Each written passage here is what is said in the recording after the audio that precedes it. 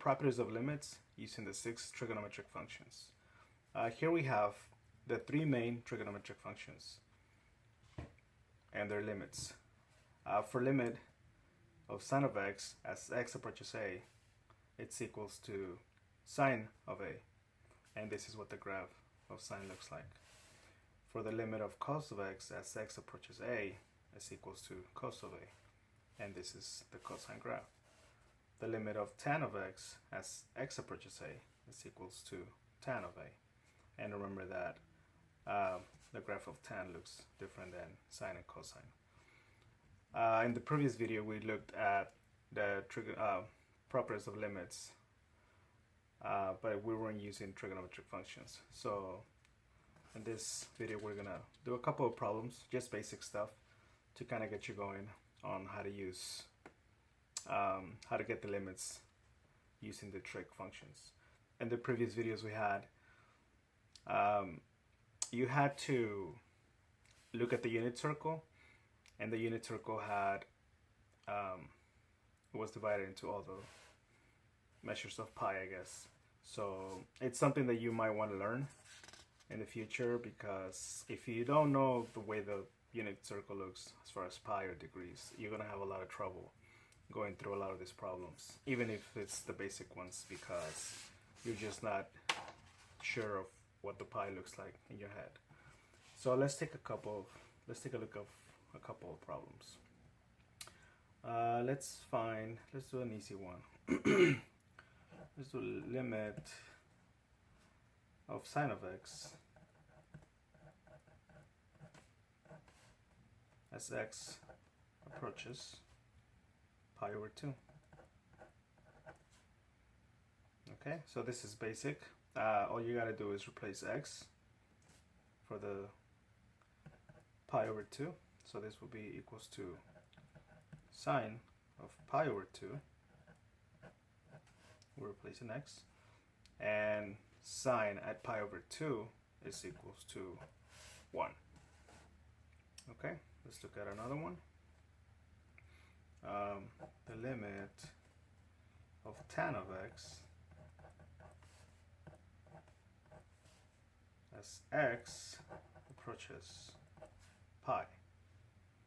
Here we do is just replace x for pi, so this is equals to tan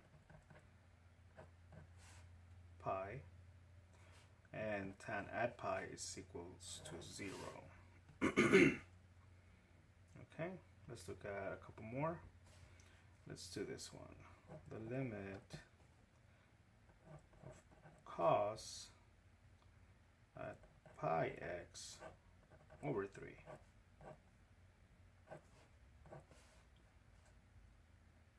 As x approaches 1. So in this case, all you gotta do is replace the x for the 1. So this is equals to cos, and you can also just do it like this: pi over 3 times 1. Close this up. You can even close this because this is supposed to be times. So this is basically cos pi over 3. And what is cos at pi over 3? If you look at the unit circle, that will be 1/2. Let's do one more. Let's do the limit of sine pi x over 2. Close that up. As x approaches 2. Same thing, just replace x. So here we get sine pi times 2 over 2. So this basically gives you, if you want to break it down all the way through, you get sine at 2 pi over 2. You know the 2's cancel, so then we get sine at pi.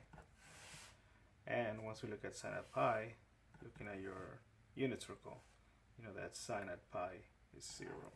Last one, the limit of secant 2x as x approaches 0.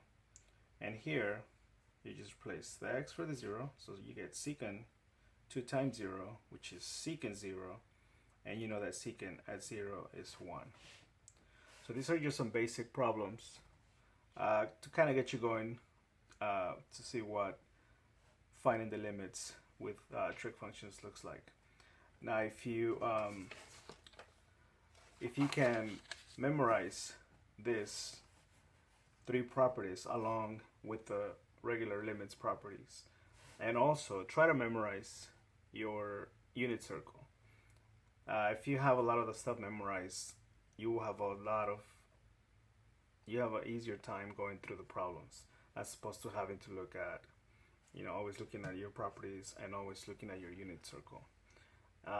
Which either way, if you have an exam, you might not be able to use none of these on a cheat sheet or anything like that. So regardless, you might have to at least memorize part of the unit circle, but most of the formulas, most of the properties. If you liked the video, subscribe, give us a thumbs up, and stay tuned for more. Thanks.